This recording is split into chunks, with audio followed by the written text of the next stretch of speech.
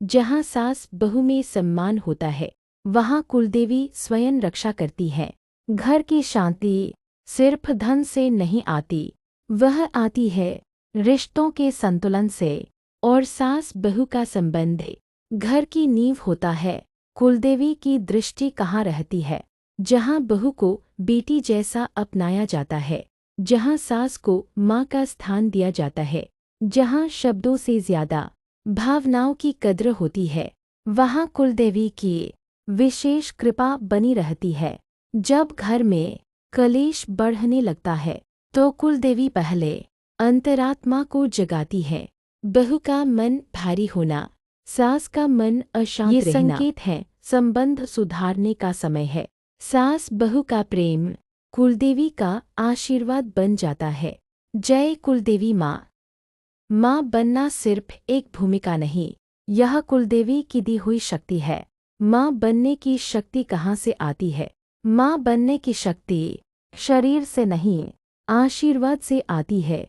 जब स्त्री माँ बनती है, तो उसके भीतर कुलदेवी की करुणा जागृत हो जाती है। संतान और कुलदेवी का संबंध। हर संतान सिर्फ माँ पिता की नहीं, कुल की जिम्मेदारी होती है। इसीलिए कहा जाता है, संतान जन्म से पहले ही कुलदेवी उसकी रक्षा शुरू कर देती है। प्रतीक्षा भी कृपा है। कई बार माँ बनने में विलंब होता है, लेकिन याद रखें, देवी कभी देर नहीं करती। वह सही समय चुनती है। जो स्त्री धैर्य रखती है, वह देवी की परीक्षा उत्तीर्ण करती है। माँ बनने की शक्ति कुलदेवी का प्रसाद है, और जब यह शक्ति मिलती है, तो उसके साथ संयम, त्याग और प्रेम भी स्वतः आ जाता है। जिस स्त्री के मन में श्रद्धा होती है, उसकी गोद कभी खाली नहीं रहती। जय कुलदेवी माँ। कुलदेवी नाम नहीं, पीढ़ियों का कवच होती है। जहाँ कुलदेवी का हाथ हो, वहाँ गिरकर भी हार नहीं होती।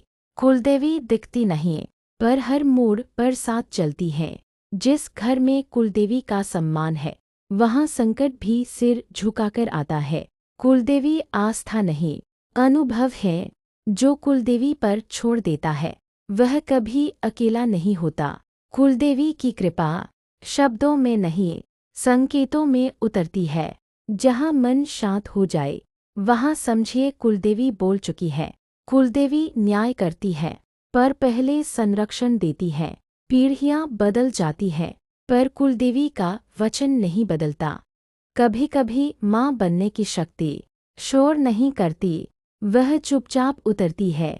एक साधारण दिन, कोई व्रत नहीं, कोई बड़ा अनुष्ठान नहीं, बस रोज का जीवन और मन में एक ही भरोसा। माँ जानती है, यही विश्वास स्त्री को मजबूत बनाता है। कुलदेवी क्या करती है?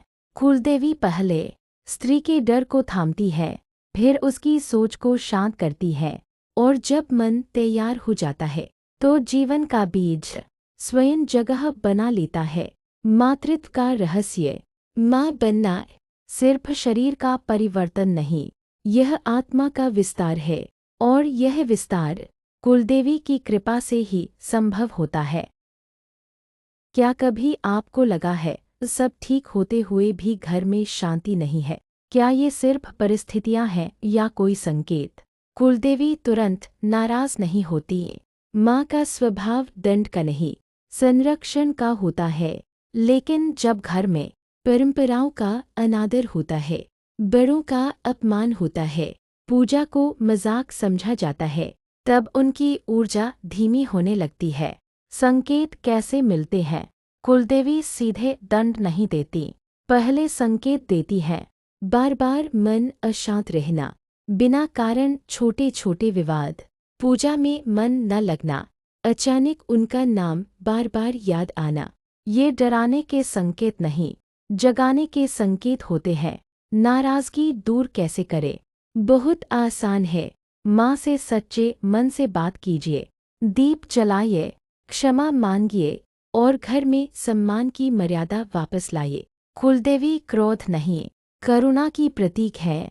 जब हम मर्यादा भूलते हैं, माँ याद दिलाती है, और जब हम लौट आते हैं, वो फिर से बाहें खोल देती है। क्या आपने कभी ध्यान दिया है, घर की स्त्रियां ही सबसे पहले पूजा में खड़ी होती हैं? क्या ये सिर्फ परंपरा है या कोई गहरा आध्यात्मिक संबंध? स्त्री शक्ति का स्वरूप। सनातन परंपरा में स्त्री को देवी का रूप माना गया है। जैसे माँ दुर्गा शक्ति का प्रतीक है, वैसे ही घर की स्त्री ऊर्जा का स्रोत होती है। कुलदेवी वंश की रक्षा करती है और स्त्री घर की रक्षा करती है। दोनों का संबंध ऊर्जा का है, अदृश्य लेकिन मजबूत। भावनात्मक जुड़ाव। स्त्रियां दिल से जुड़ती है। वो संकेत जल्दी महसूस करती है। मन में अचानक नाम आना, पूजा में अलग शांति मिलना, घर की ऊर्जा बदलना, क्योंकि उनका हृदय संवेदनशील होता है। परंपरा की संरक्षक। घर की मर्यादा, व्रत, त्योहार अक्सर स्त्रियां ही निभाती हैं। नई बहू जब घर में आती है तो कुलदेवी की मर्यादा भी उसके हाथों में आती है। इसीलिए कहा जाता है, जहाँ स्त्री का सम्मान है वहाँ देवी का निवास है। विशेष कृपा क्यों? क्योंकि माँ को समझती है। कुलदेवी भी माँ है और घर की स्त्री भी माँ, बहन, बेटी के रूप में वही ऊर्जा लेकर आती है।